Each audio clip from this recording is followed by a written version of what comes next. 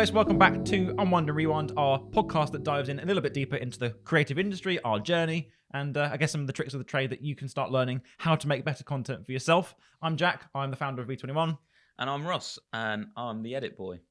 Yeah, you absolutely are. Stay in your lane. Yeah, I am.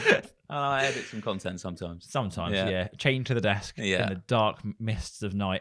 And exactly. You just sit there and just edit. But anyway, we thought we'd just try to change the podcast up a little bit because we realised that you guys found it really boring the last couple of ones. So yeah. We loved, what the hell, guys? I very much enjoyed it, but that's just because we were getting a little bit drunk and a little bit carried away. As you can see, I'm not drinking today. And for those of you that can't see, what are you doing? You're not watching the full experience on YouTube. Go and check it out. Yeah, exactly. V21 channel. I'm not either because I have been hitting the gym. I don't know if you've noticed. Oh, mate, shut up. Mate, if I turn sideways, you might not be able to see me. I'm still here. But he came in eating bananas today. I've never seen him eat a bit of fruit in his life. No. Yeah, I know. You're going to be eating pears next? Yeah, no, I'm not eating a pear. Still wouldn't eat a pear? Well, I will, but it's got to be a special occasion. But today, guys, we wanted to dive into a bit of our journey, I guess, in that kind of creative process. So what I've learned over probably about 10 years of making videos, and I count that as when I was younger, in my early teens, you know, you're talking 14, 15, doing short films, doing YouTube content, testing things out, doing vlogs, seeing what works, and really only understanding the marketing and the distribution side of it. Maybe when I turned about sort of 18, 19. So that's sort of about 7 or 8 years of experience there as well. And then you've dive into it a little bit as well, really, because you did a creative degree as well, right? Yeah, so it's quite interesting because me and Jack have both got quite different approaches to how we kind of came about into this industry.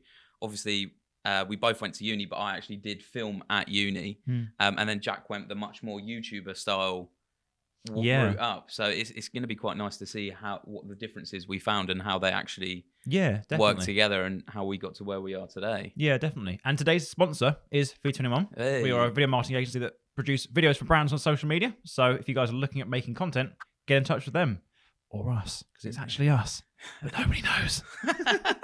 Check it out, www.v21.co.uk. Get in touch or check us out on LinkedIn, Jack Gatewood or Ross Longhurst. Yeah. That's it. Hit me up. That is your name. Yeah, it is. Hit Ross up. Make some pretty good banging content at the moment as well. Yeah, I've got such a good idea. Yeah. For a video, and I can't wait to make it. Here we go. Fair enough. Well, I started out when I was, let's say, I think my first video that I ever made was when I was 16. It took me a minute to film, about a minute to edit, and about a minute to upload. So 3 minutes of my life that I'll never get back. And what day was it on specifically? Let's have a look and see, because I have actually got it. So this was on oh no, I don't even get analytics. The results were that bad. Oh, the data doesn't even, the likes are non-applicable. I don't know if you can see that. Absolutely awful. There you go. I've got 69 views. Hey! Back in I have figured out. It's the 3rd of July, 2012. So nearly 10 years ago. That's nuts. Do you want to react to it with me? Yeah. Have you seen this I'd before? love to. I don't know if I have. Okay. Let's have a gander. For that hair. Oh, that warp stabilizer. What's his name? Oh, I don't know what his name is. What a fucking pointless video. I basically spent 30 seconds going, "Hi guys, we're doing survival challenge of this guy that I like the little animation you put in at the beginning. That was definitely not stock. Yeah, that was from iMovie 2012. That was a good transition. But that got no views. It didn't do well. Yeah. I was really upset that I didn't get any attention on it at all. I was like, I worked really hard on that. But I learned a lot from that though. And I guess that's kind of what we're going to be diving into a little bit today, really. When was your first video? Where's your first kind of creative thing? So, well, I started out like story writing from a young age. I always used to write like little stories and little scripts and stuff like that, but I would never show anybody. And this is a problem that most people have is they'll always make a bit of content and then they get really self-conscious and never want to post it. I used to be like that when I was like 8 and like would write these stories and I'd only show my mum and dad and they'll be like, what the fuck is wrong with you? These are all really disturbing. Because I used to write like creepy pastas and like little horror things. Before you dive in, what is a creepy pasta? Because I genuinely thought it was just pasta that was a little bit creepy. No, it's not like some form of spaghetti, deformed spaghetti. It's literally like made up folk tales or folklores, a bit like Slender Man is the best example. Like, everyone's heard of that. That's a creepy pasta. That's how it starts out. So I used to write those back in the day, and then that got me into scripting and whatnot. But I did the same kind of thing as you. I remember being about 13 and making some YouTube sort of videos, but I was making like Call of Duty getting out the maps and Yeah, stuff of course like you that. are, I forgot that. I did. I'd looked for them the other day and I could not find I would them love anywhere. to see them. But Yeah. I If used to do anybody some of knows those. Ross's old content, please just send us the link because we feel- can't find it anywhere. I feel like I was called like the most generic name ever, like Epics with like 4 Zs. But I used to make those. But then I'd never show them to anyone at school because I was Shame. scared that people would like fucking bully me. Well, I was bullied in school Oh, for all God. that. I remember coming into school one day and I had about 100 photos of me in my newest YouTube video plastered around the school with this absolute of a person. Oh. You got to bleep that on the podcast because I can't say that. But it's just, honestly, I just cried. Did you just really? cried. It's just everyone was just laughing at me. It was Oh, like what? brilliant. It was awful. One of my best mates, Neil, actually, he used to have this YouTube channel that, and I've known him since I was in primary school. And like we used to spend like literally 5 days out of the week. You know, like when you're kids and you grow up in the same village, you spend all the time together. And we'd all spent like all these years together. And we never realised until we were in year 11 that Neil had been running a YouTube channel about his fish, Oscar. for honestly, like 5 years in secret and not told us. But it was like banging. He was getting like 6,000 views Nice. for his fish called Oscar. I rate that. That was an Oscar fish. Yeah. It's like Fair. fucking genius. I was like, Neil, that's amazing, mate. Yeah. He's like, yeah. But yeah, fair play to him. Yeah. Did get a little bit of stick, but he owns it now. And that's That's what you fair. got to do, isn't it? 100%. That's one of the things you get with growing up is just learning to kind of be Yeah, you yourself, just gotta- really. Like, don't be Yeah. ashamed of it. I feel like that's what a lot of people struggle with though nowadays. Yeah, 'cause it's sort of massively. like social media promotes almost that dopamine kick of getting attention, getting loads of likes, getting loads of shares because it fuels your need or want to then post more content. But actually, people forget to just be themselves sometimes. Like I've seen countless company videos where that's clearly not their company culture. It's clearly not how they run or how they operate. It's just for show. People go, "Oh, that must be amazing. I would love to aspire to be like that." No, you fucking don't. Like, nobody wants to be like that. Like, I saw a couple of posts this morning on LinkedIn actually about people just being more personable and how we need to humanize being human again, which is mad to think about. But well, the thing is, we say this all the time in the office. Is like, and it completely relates to this. Is like Instagram is people's highlight reels. yeah, So don't look at someone's Instagram and be like, "Oh fucking hell, I wish I had an 8-pack and Yeah. I was like, really tanned and in Dubai every weekend." Yeah, it's like that is nuts. But don't still be scared to post about your life just because Definitely. you don't look like that. You're probably much more relatable, and that's the thing. People are probably going to be more likely to relate to you than they are to that geezer off Love 100%. Island that's got 17 abs. yeah, yeah. I have to say, I would love 17 abs. It would be nut. Where would you put them all? I do. No, a couple on your shoulder, Yeah. some on your leg. I think, and it's the thing with video, you've just got to sort of dive into it, and then you kind of figure out your level of comfort as you go. Like the first videos are always going to be trash. They're always going to be trash. They're always going to be awkward. But you look back on them in 10 years and you go, and then Yeah. you make a podcast about it and it gets thousands of views and you share it on Yeah. LinkedIn and you get loads of business, please. Yeah. Help us. But yeah, that's the thing is like I suppose a lot of people won't have seen. They would have just assumed that maybe you and I have gone onto LinkedIn and made video content, and we automatically look quite confident. It's because they haven't seen them first steps that we've done Definitely. of going to film school and making them awkward, shitty videos that they probably haven't had that process of doing. So Yeah. LinkedIn is the first place that they're going to showcase all of It's that. true. But you don't even have to go to film school. No. I did the graphic design and I just did YouTube videos and films behind the scenes. Yeah. And you just learn through being proactive, being consistent with the craft, and just learning a lot of lessons along the way, really. But I guess some of them that I had learned, and I've kind of broken them down here. There's 5 here, and arguably the last one is probably the most important. So I'd stick around and listen to the whole podcast if you can. Nice little bit. That was, See how I transitioned yeah. it. That was very good. Stay till the end. This is where we just see the watch time go straight to the end. Skip The best this one, bit. last one's the best one. Yeah, please don't. Please watch around. But we've essentially tested out, and I've tested out a lot of different ways to get into content, ways to get better results, ways to make better content. And the first lesson that I learned is ignore all of that and just start. Yeah. You've just got to start making stuff. On your phone, it could be on an old camera that your granddad gave you. Yeah. It could be a film camera. Whatever you want to make, whatever your creative output is, just start Yeah. making stuff, because you'll learn so much in the first handful of videos that you make, even just from a production standpoint, from audio, from lighting to editing to distribution, marketing. You have to do it to be able to. And you had a good quote earlier about learning how to swim. Oh yeah, it's like one of the things is like I always say about filmmaking. It's so practical. Doesn't matter how much you read about it or look up or watch videos online. You, like Jack just said, you've literally just got to go and do it. Just do it, because there's that famous quote which is, "You can't learn to swim by reading a book," and it's so true, and it completely applies to film as well. And I even say the tip I've actually got is just document what you do in your day. Yeah. So I guess it's kind of going back to that Gary Vee mantra from years ago, but it kind of is document, don't create. It's sort of don't think about that's so much what you're making, but just be active with testing things out, filming things, because you never know when that's going to be useful in the future. And do you know what? That really relates to one of the things that you're always taught at film school is show your audience, don't tell them. Yeah. Which is another saying that we've got actually. In the office. But you always used to say that, and it's like you always used to say, don't treat your audience like idiots. Assume that they already know. So like that's one of the main things that I like to do when I'm doing a video is a lot of the time you don't need to go, "Hi, I'm so and so, and I do this and introduce." Just roll with it. People already know. They can see from just looking above that you are Karen and you work in accounting. They literally, you don't have to introduce that because it says literally above the video. So it's true. Don't treat your audience as idiots. It's like you said, you can overproduce stuff, and people think too much about it, and they try and fit everything in. But actually, you end up talking to nobody when you do that, because you're trying to show so many different things, talk about so many different things, just and focus on one key thing. Yeah, that's definitely. The main thing. And that's kind of leading on to, I guess, the second thing that I'd learned, and it is don't overthink it.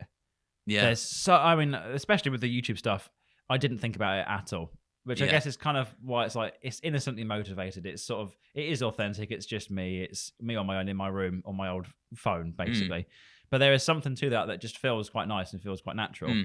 But if that was then thought about for 3 months, it was part of a huge campaign, it just wouldn't have the same feeling to it. Arguably, it didn't get very good results. So there's a level of planning that you have to have. But we don't really spend a lot of time planning our own stuff. I mean, we come in sometimes into the office and you go, "Jack, let's film this." I'm like, "Yeah, cool. I'll move this meeting or do something here." We just crack on and film it, and bang, and it goes crazy. The one that we filmed the other day about godlike influencers in the office, that reached about 20,000 people. We were literally almost scripting that as we were going. We were just like, "Oh, this would be really funny." We were winging it. Well, we were sat on the sofa just doing stupid voices. But literally, it felt like 20 minutes and it was only 6, but I felt like we literally sat down on the sofa and had the camera about like 20 foot away, just like shouting at it. I just thought it was so funny. Personal brand. You should see the outtakes of this. It is so funny. Have you got the footage for it? I've got all the footage for it. We should do a little outtake video on it. But then that's the thing. It's kind of like, it's enjoyable when you don't script it and you do have a bit of a laugh with it, and you're not scripting it to an absolute T and time and everything. It's just, you can have a laugh. It was like you'd come up with this idea and it was, this is it. This is the message. This is the sort of copy I want to put with it. How can we run with this? How can we make this even better? And then that's the perfect thing you need to do. Is just bullet point your stuff, and then be like, right, so this is the main sort of subject. This is where we're going with it, and then just wing it from there. Yeah. Well, that's how we do it best, anyway. And that is honestly the truth. It's how we do it for our own stuff. It's how we do it for client stuff. Because I've worked with people before where it's such a nitty gritty planning stage, and I understand why people do it. But it just means that you can't really show the personality. It's you've pre-decided what's going to happen or how people are going to feel. Or it's, I don't know. I don't work that way. Yeah, and this is the sort of thing that I've found, like, obviously from going to uni and doing everything like exactly how it needs to be done, everything to the T. And then it was like you're looking at storyboards and stuff like that, and you'd spend hours, like days and days, storyboarding stuff, and then you get to the edit or even just the shoot and you realize, hang on, none of that's going to work.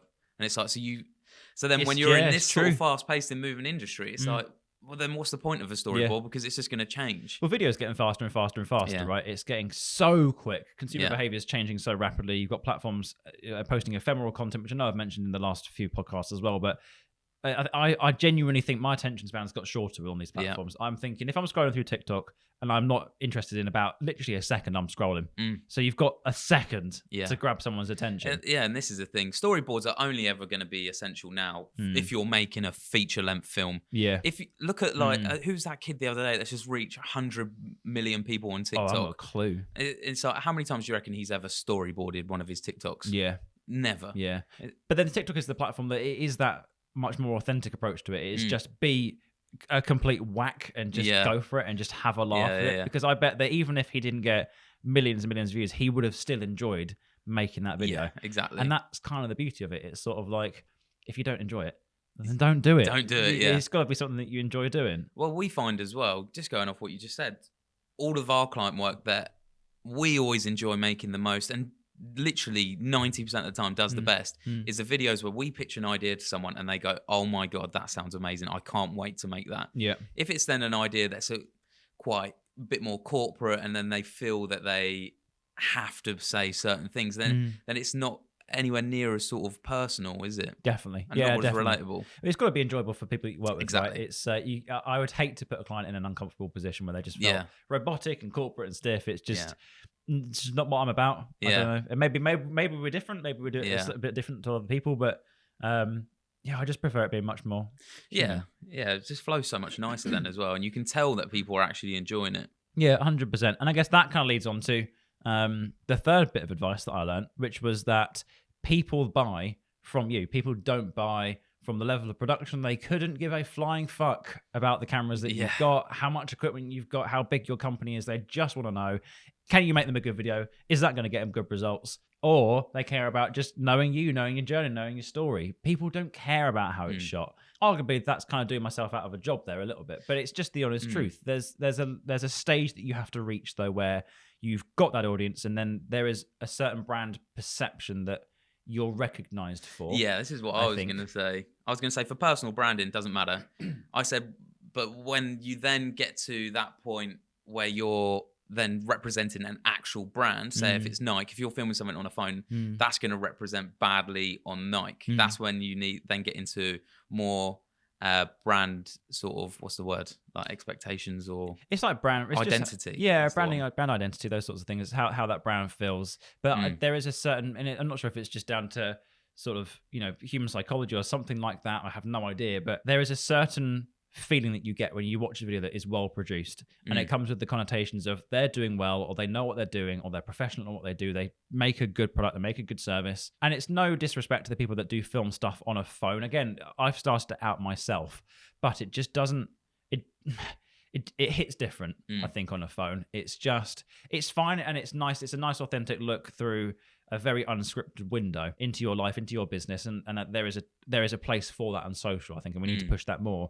But there is also the element of that you do have to produce somehow. You have to have some level of production. So it's kind of counterintuitive to what I just said, don't overproduce, but it's finding the balance of how you do and don't overproduce that I think is the point that I'm trying to make here. It's kind of like when and where do you include that? Because we literally, the other day when you came in on that idea and you said, bang, Jack, I've got this idea, react to this. We literally got our phones out and filmed it on our phone, and it went nuts. Yeah. But people love the difference between the produced stuff and the more personal stuff. And it's because it's more relatable. That's the thing, isn't it? Yeah, I do think it is. There's a time and place for it, but I think the content that I get frustrated with personally on any social media really is when it's just very, it's so hard, isn't it? Because you've got to show yourself, but you can't show too much of yourself because it's going to feel like it's like, oh, me. Yeah. But then you can't say that. It's like, what I don't know what the balance is really at the end of the day, because it changes depending on how I'm feeling or what's going on in the world. But then that's the beauty of it all, isn't it?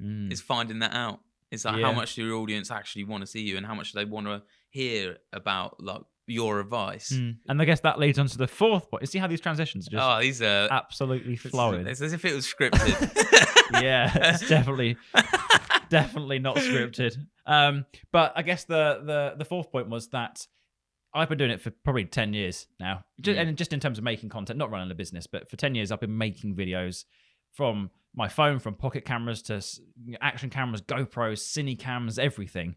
And the truth is I still don't really know what I'm doing a lot of the time. It's a bit of a wing it thing. There's still so many things that I don't know.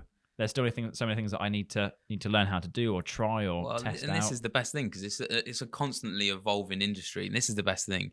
I remember going to uni and having like my nan and that saying to me like, "Oh, you're doing like the biggest DOS course in the world. You're doing film. And I'm like, all right, what do you do when you get home from work? And it's like, oh, I watch social media or I watch TV. And it's like, that is everything that I'm doing. That is literally everything that I'm doing. It's like the biggest industry. Yeah. But it's constantly evolving. And then there's just new media platforms It's so out exciting, man. whole time. And it's like, you don't know what's going to be the next big thing. And that's the thing. You never know. You never know when you're on top. But I love that so much about our industry. Because when TikTok came around, I was like, here we go again. I was like Vine 2.0, and I loved Vine. Yeah. I was like, oh. But then I didn't really click the TikTok, and then suddenly I was like, actually, no, this is amazing. Yeah. I love it to pieces now. I have a little time before I sleep. I just go on TikTok for about 15 minutes and just weigh myself and then just go to bed. It's like a ritual now. It is it's habitual. But time and time again, I see the worst posts go viral, and it just pisses me the hell off. Me and Adam literally found some guy on YouTube yesterday who had like nearly 1,000 subscribers, and he just made the weirdest content. It was so weird. I don't know if that's his thing, go for it. He was like spitting poetry, but he like couldn't really even speak. Because he was like out of his head. Right. He was just crazy. Jeez. It's so weird, but it's all about like politics and stuff. And he's shadow boxing at the same time. Oh my God, Jesus! I have no idea what that is. I just reacted to that. I had no idea what that was. What's shadow boxing? You don't know what shadow boxing is? No. It's when you're boxing, but there's nobody there. Ah. So he's just punching. Oh, I see. Sorry, for some reason I thought you meant beatboxing. No. He's like, but spitting poetry. That's nuts. Just get on the weird side of YouTube. That is one of my favorite places to be. Yeah, I agree. Hydraulic press videos. Oh my God. Hydraulic press videos went absolutely mad for ages. And hot knife videos as well. This is what I mean. Wow. It's the trends that you can't even imagine are going to be a trend other than a trend. And then everyone's doing them, but they get millions and millions of views. And it's even on like maybe more business platforms like LinkedIn, you see the same sort of trends pop up. Yeah. At the moment, it's those stupid Twitter posts that people literally screen grab. I literally can't talk. They screenshot these Twitter posts and upload them to LinkedIn, and they go mad. Yeah, but they're not even from them. They're from somebody else. Yeah. You've just stolen their content and you've got more engagement than them. Yeah.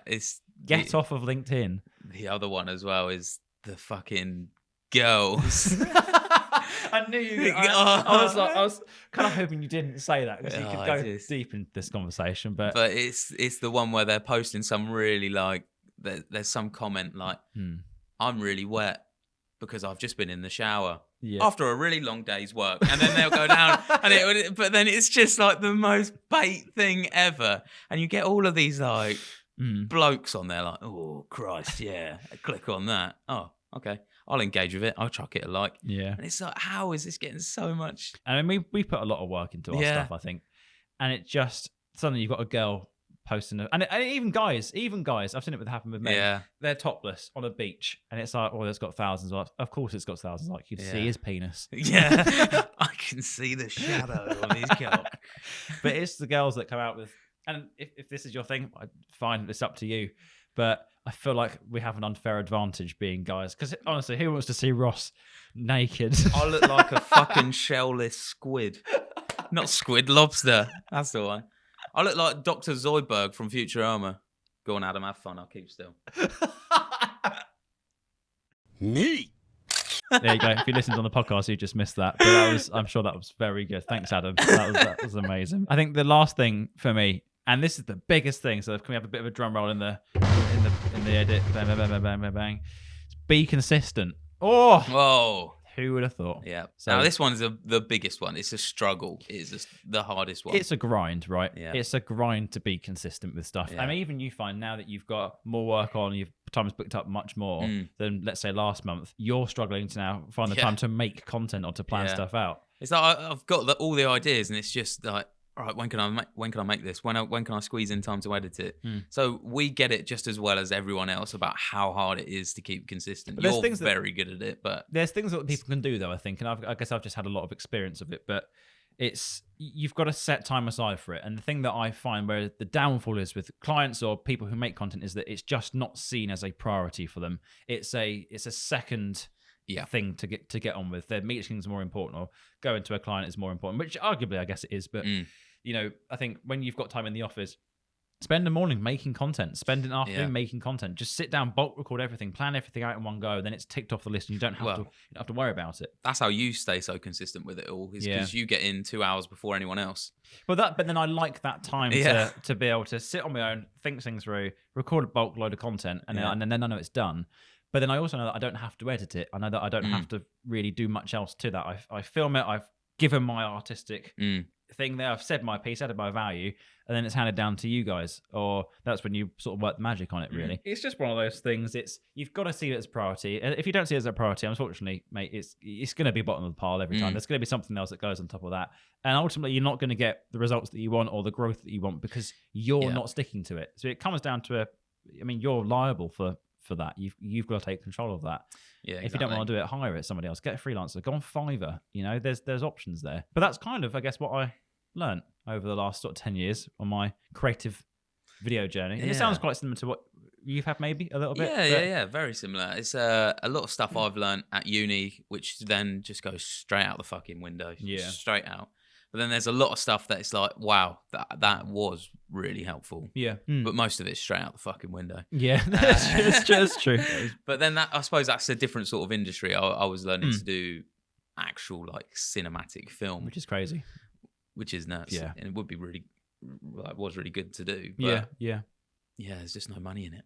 Yeah, there's not. It really isn't. There's not. There isn't at all. Unless you get hired It's by a shame. Netflix or something. Yeah, I mean, if you are watching, Yep. we're available. We can do whatever you want. Yeah, whatever you want. Shall we dive into community questions? Because yes, let's do I feel it. like, by the way, I hope that did help a little bit. If you've got any questions on Yep. that, just get in touch with us. Just check us out on LinkedIn, Jack Gatesford, Ross Longhurst. Just connect with us and send us some messages. And if you've got any questions, just send them in as well for next episode, really. We always ask, so we like a bit of the community stuff. But I've been sending quite a couple of questions from a couple of loyal listeners. Hey. So I guess I can start them off, really. The first one is from Simon. He said, with lots of people using iPhones to start video, blogs, and posts, what are the best 2 ways for recording clear sound inside and when out on a walk, please? Use your headphones when you're outside. Yeah, that's true. If you're recording yourself on your phone, the amount of times you see people with just the camera and then it's going to pick up all the wind, everything like that. Just put your headphones in. Yeah. It's gonna have a better mic. AirPods are actually all right as well. Than it is to your actual phone. Yeah. 100% use that if you're outside. If you haven't got any obviously professional gear, don't overlook that. Again, it's one of the things, Simon, that I think you can very quickly spend a lot of money on. I mean, some of the audio stuff we have are thousands. It's not cheap stuff. I mean, the audio book here is probably about 1,500 quid. It's madness. So it's not cheap. Yeah. But it sounds good, right? Yeah. And I think sound is such an important part of making content. Again, people overlook that part of it as well. Yeah. Audio is really what draws you into film and cinema and content. So the next one is from Sarah. So I haven't included last names because I wasn't sure if people wanted to have their sort of identity said. So I've just said just first names. So thank you, Sarah. And thank you, Simon. So Sarah says, I've only got a small budget. So how do I make the most out of it when getting professional videos produced? Wow. Well, funnily enough, you say, Sarah. I've just heard about this absolutely fantastic course on Patreon. Oh, nice. Yeah. Okay, I like that. It's only £5. Price of a pint. Yeah. Literally is. And it will tell you exactly how to make such amazing videos for whatever budget you're on. Yeah. Great. That was a great sell. Yeah, that was thank beautiful. you very much. Yeah. But yeah, actual advice, small budget. How do I want to make the most out? If you want to find that Patreon, by the way, guys, you can check out our LinkedIn. It'll be on one of the Patreon videos that's up there, or the little condensed versions of it. £4.95 a month, and you get access to our completely exclusive training content. So yeah, literally just view it like a course. It's just or a constant course. Yeah, constant course. But instead of one of them ones that you pay like £50 for, and you get like one video, you pay like £5. And you get weekly loads, content. And it's updated weekly. So it's nuts. We've just destroyed everyone else in the market. market. I know. But how do you make the most out of it when getting professional videos produced? I think it comes down to not really even budget. It's just if you get on with them properly. If you work well with the freelancers or agency that you're working with, you're going to make good content. It's just inevitable. But it might just take a bit of time to get to where you want to be. We have a little saying, it's just like a teething process sometimes with clients where we've got to understand them, and there is no way in hell that we can understand them without actually working with them on set at least once. If you have got a smaller budget, try and find somebody that you personally get on with, that you feel can learn, learn with you at the same time, because you'll have to learn a lot as well. They'll also have to learn a lot. And just work together on it. See it as a collaborative experience that is a longer term project as opposed to a shorter term. And I'm sure that on the flip side of that, you'll be so much happy with the results that you get. The next question is from Samuel. He says, was that Why really... did you just go why Spanish did I do for a that? second? What has I don't happened? know. Samuel. Samuel. Samuel. Oh, I guess it's just, I just sort of see how it wrote Like it. biblical. Yeah, fair enough. He says, I've been posting for nearly 3 months. Why aren't my videos working? Oh, no, hang on, wait, no, that was... go back. Jonathan. That was Jonathan. Sorry, John, you're going to have Sorry, to wait. John. Hang on, we'll launch yours in a sec. Samuel says, what is the best editing software / platform for marketing videos? Premiere. Premiere. No one else. Premiere. Don't use anything else. Yeah. Premiere Pro. Adobe package. Yeah. Get it. I agree. There's nothing else. Yeah, no, I totally agree with you. Like we went to uni and they're like, oh, you need to use Avid because it's going to be the new industry standard. Don't. No one ever uses Avid. Such a lie. I've never... Avid is the most disgusting interface I've ever seen in the world. Like there is an argument for Final Cut. No, a lot of people use that, but Premiere. Like they've just smashed everyone out of the water. Like they've just added in captions. You can do captions for free, and it does it itself, which is disgusting. And also, Premiere has the least scary interface out of all of them. It's the still easiest scary. to understand. But then you're coming at that from the perception of an editor who does it yeah, 12 hours a day. Yeah. Like it is scary. It is a scary The one. other great thing about Premiere, like you just touched upon there, is if there is anything that you need to know, there is some YouTube tutorial about it. There will be some little kid from Sheffield that will show you how to do it in about 5 seconds, and you'll feel like a complete fucking idiot. But he will know how to do it. So Jonathan, yeah, I'm sorry, I completely just threw your question out there straight away. But posting a video for nearly 3 months now, why aren't my videos working? They're probably just a bit shit, Jonathan. I didn't want to say. Yeah, they're probably not. They're probably not very good. We can't really say without looking at them. Yeah, because so by the sounds of it, it might not be a production issue because you can make viral content on a phone. Yeah. No, I'll take back what I said. I'm sure they're very good. I was just being a dick about it, so sorry. Well, it can be loads of things. That's the thing. It can be down to your copy. It can be down to and it sounds rude, but even personality a little bit. There's a degree of how we are now is not how we talk together in the office. Yeah. We communicate in grunts in the office. Yeah. I'd really try not to speak to Jack as much as possible. I appreciate that. Thanks so much. But there's a certain energy that you have to come in with content, and it is that much more confident, much more almost eccentric kind of. Yeah, you know? I'm literally speaking about 5 times louder than I usually do as well. Yeah, that's true. I've never heard you speak this loud. Oh no. That's the thing. There will be a lot of issues if it's not down to the copy or the way that it's produced, or the chances are it's probably just not engaging enough, and that the content that you're making maybe looks very pretty, but it's just not hitting what your consumers actually want to find out. And that might be a variety of different things, from a particular challenge or pain point that they're trying to solve. It might be that there's something a bit deeper there and it's more of an emotional issue that they're trying to come over. Your content has essentially got to solve one of those problems at a time. This is kind of what we said at the start. You know, as soon as you start trying to solve everything, you don't talk to anybody. So you've got to focus on one thing, one message, one consumer, one goal in your content, also known as the rule of one, which is a very famous copywriting rule. And I'm sure you'll have better results with it. But again, it's down to a consistency thing. I don't know how often you're posting. I don't know what it looks like. I don't know, you know? The other thing I would really say as well, which is one of the main issues, obviously I can't really comment on this because I haven't seen them, but one of the main issues I see on LinkedIn is, say you've just made a 3-minute video, make that 1 minute long. Yeah, it's a lot of the time it's down to the editing, but it's about your pacing and how you're speaking. Whatever your sort of like emotion is, times that by 10. Yeah. If you're happy, be really fucking happy. If you're angry, be really angry. Yeah. Like just times it by 10. Yeah. Still be yourself, but just like you've had 35 beers. Like,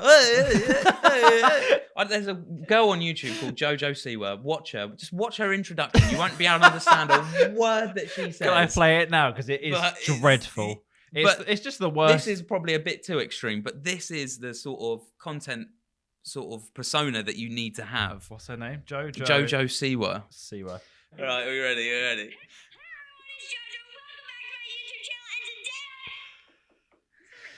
Everybody, it's Jojo. Welcome back to my YouTube channel.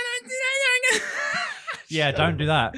She That took us doesn't about say words. 5 minutes to find, by the way. So yeah, sorry for that quick pause. But Mad. so yeah, so that's that. I guess that was the question that we were trying to ask, wasn't it? So it's there can be a lot of reasons, mate. I'm not gonna lie, but have a really critical eye when you're making your content. Really judge what you're doing, and if you don't think that it helps you from a consumer point of view, put your feet in their shoes, then that's probably the reason. Yeah, thanks for your questions, guys. I think that's been really helpful. Again, if you guys got any questions, send them in on LinkedIn. Just drop us a message or just comment on one of our posts, and I'm sure we'll see them. Or just send us a DM on Instagram. It's just V21.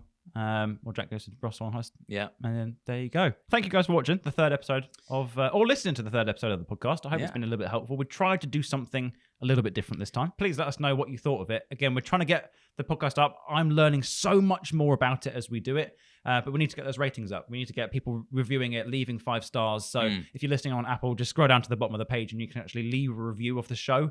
Really help us out massively. It just helps us get out there a little bit more, I guess. But you got anything else to say? No, not really. What are we going to be covering in the next one? Get people intrigued. Yeah. I mean, what did you say earlier? What did you want to chat about? I kind of wanted to do that as a LinkedIn video, though. Oh, okay. Yeah, sorry, mate. Yeah. All right. Adam, cut everything that Ross just said. Cut everything. Actually, just cut everything that Ross, because that was the end of it. Yeah, can be. The most awkward ending. Yeah. All right, bye. Bye.